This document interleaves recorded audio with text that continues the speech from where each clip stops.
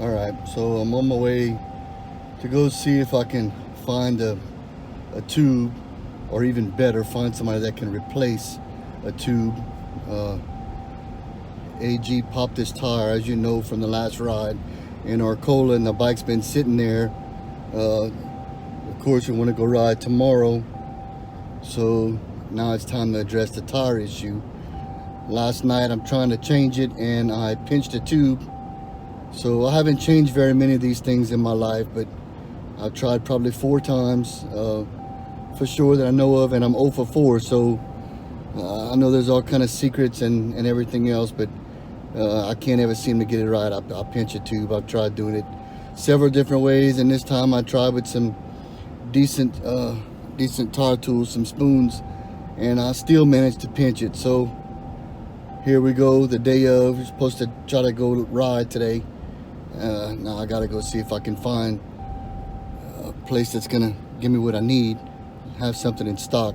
We normally don't do too good with the local places around here keeping inventory with stuff, so we'll find out. All right, so I'm leaving. They didn't have a tube. There was no tube in the parts department, and the guy in the service department told me even though I had the tire off the bike and the tire off of the rim, that it was $45, even if I would have brought him a tube for him to change that for me, to put it all back together. Well, to mount the tire back on the wheel. So it's not gonna happen anyway. They didn't have the tube, but yikes, that seems kind of high to me. All right, we'll see if I can find something else somewhere.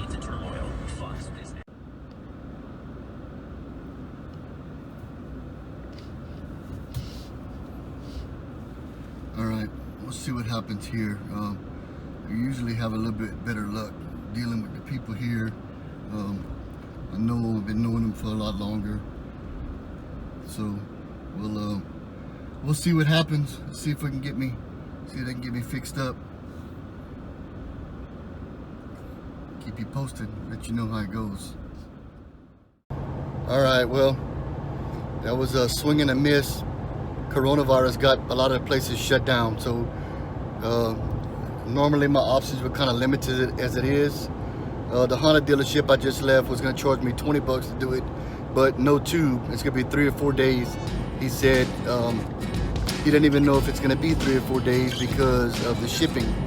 In the middle of this coronavirus stuff, you know, they're using the trucking business to get medical supplies and all that to the much needed hospitals and healthcare workers, which I totally understand.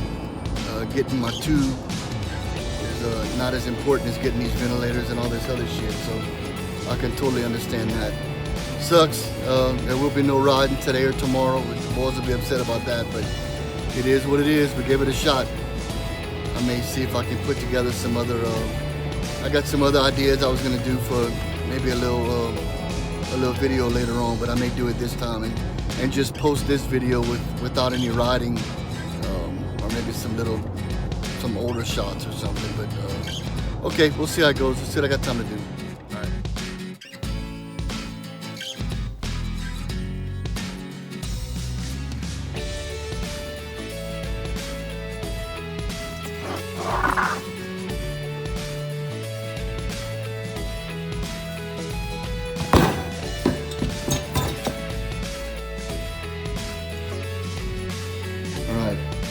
Back at home, here's the tire and the wheel for the KX, for AG's KX over there. You can see it's pulled off of there. But so I tried to bring this around and get it taken care of today, and I just couldn't.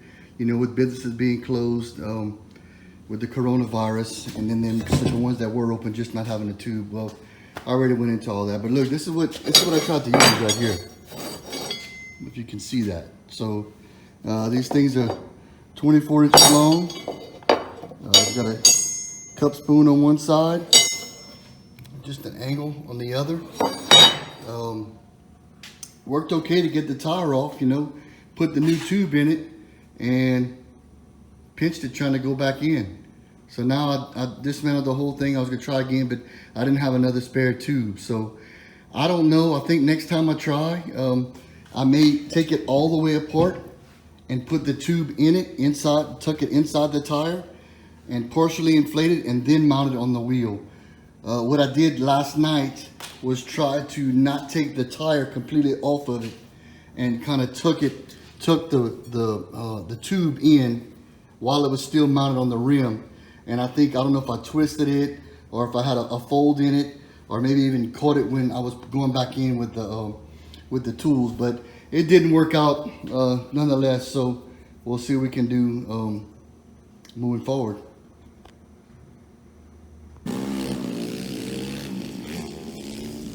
Hello everybody, this is my son, Gonzo247, but I just call him Lane. Gonzo's 15 years old. He's a sophomore in high school.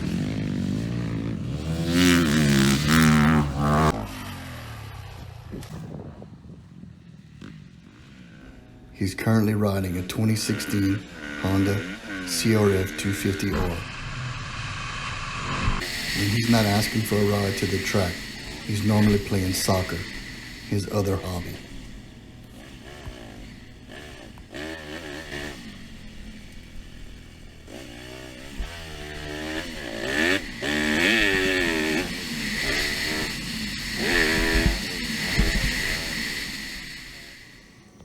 All right, YouTube, I wanted to show the stand to you guys. Basically, we use this to help hold up the bike at a decent working height when we're working on it, trying to get stuff done, especially if it's gonna take a little while. But you can see this was done just out of some leftover lumber. It's 4x4s, 2x8s, 2x12, and the ramp that we use to load the bikes in the truck. So all it does is just get you a good work height set up to where you don't have to lean over, worry about the stand in your way or anything like that. And right now, I just put a floor jack under it because I needed the rear tire to, I don't have it up enough. Hold on a second.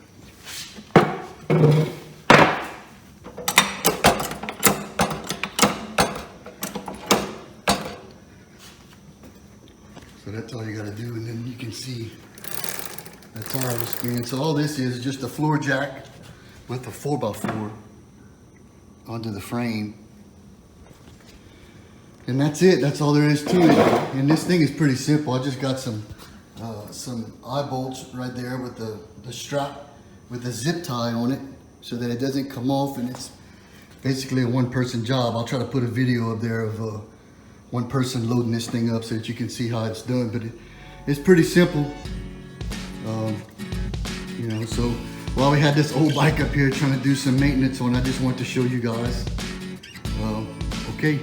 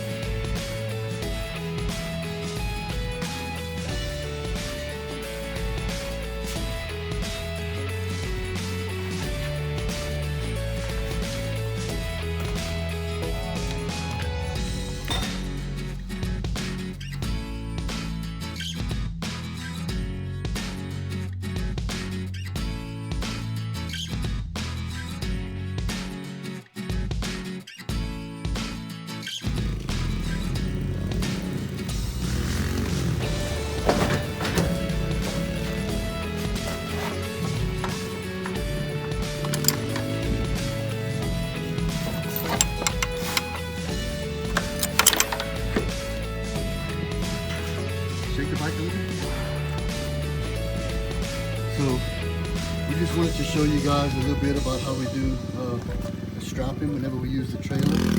We don't have the truck set up to do this yet, but it's basically some chain we got a Tractor Supply. We cut it.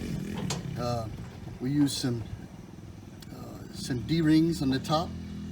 We've actually tried a few different things on the top. These seem to work out pretty good. And on the bottom, let me see if I can zoom. On the bottom is just an eye bolt. I should have put a fender washer. I didn't buy enough fender washers, so I have them on the bottom, but I don't have any on the top side. I need to go back to Tractor Supply and get some more to put on the top. But I wasn't as worried about the eye bolt going through the boards. So you basically do that.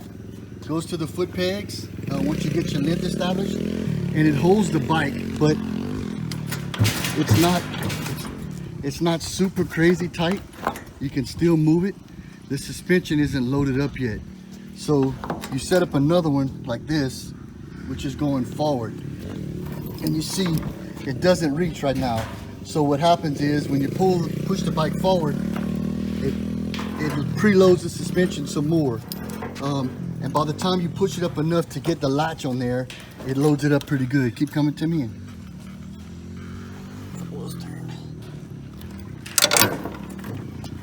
And so now this is tight, and so are these, and the bike is a lot more stable.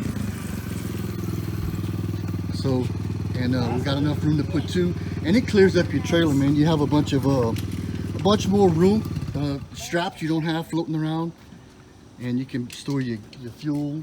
You can store your boots, your riding bag, whatever you've got, and you have a bunch of room in here. Okay.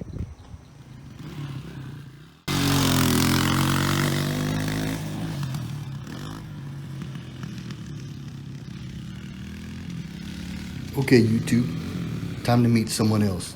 This is my other son, AG436. Again, that's not what I call him. I call him Andrew. AG is 17 years old. He's a senior in high school. He's supposed to be graduating soon, but this coronavirus got plans of its own. AG rides a 2017 Kawasaki KX250F.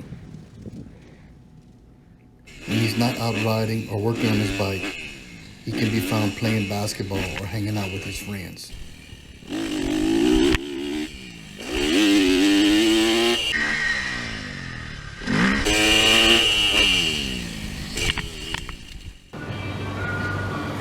About to come off with the carburetor. Let's see if we can change some of the jets.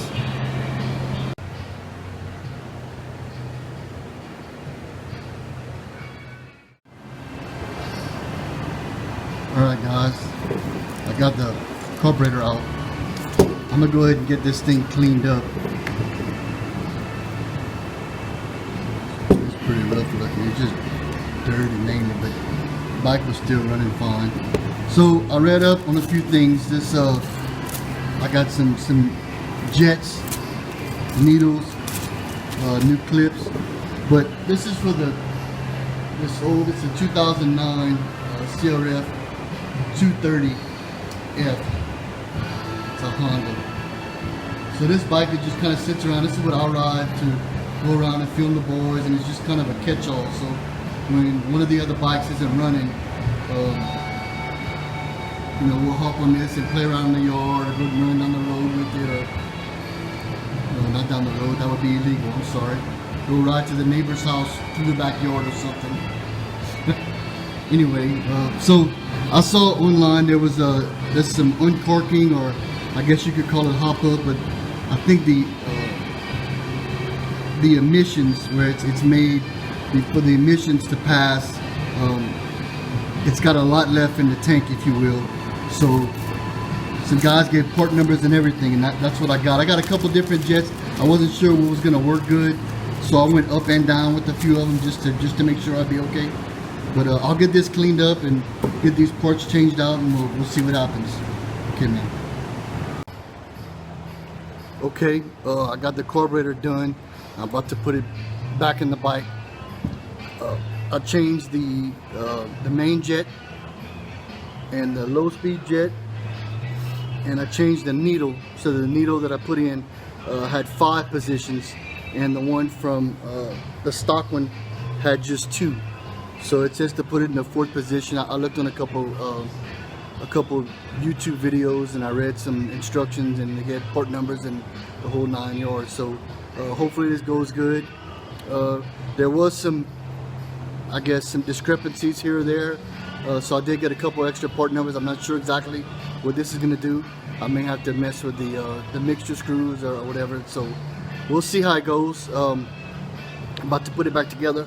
I also took off the baffle that was on the top of the air box. It's gonna let more air in. So I went with the bigger jets, let more fuel in as well. So I'll have to keep an eye on the spark plugs to see how that goes. Make sure it's not running too lean or too rich. We'll see how it goes. Okay, later.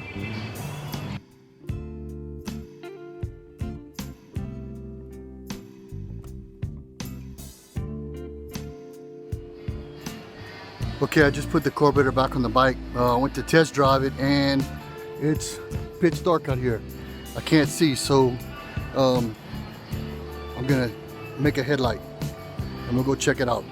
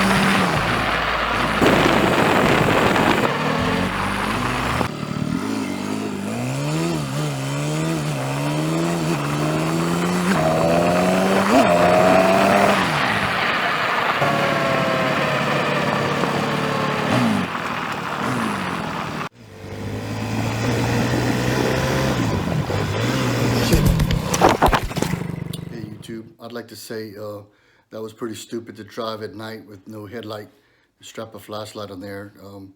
I did wipe out in the yard. I'm okay. I tweaked my back a little bit, but that's about it. It wasn't too crazy, but shouldn't have been acting a donkey like that. Hey guys, thanks for tuning in. I'd like to say a couple things. Number one, if you like the video, please subscribe. We're trying to get some subscribers up on the channel. And number two, I'd like to take a minute and thank the healthcare workers with all this COVID stuff going on, man. You guys have really gone to bat for the community and the whole country, really. It's a crazy time for all of us, and I'd like to just take a minute to thank you guys.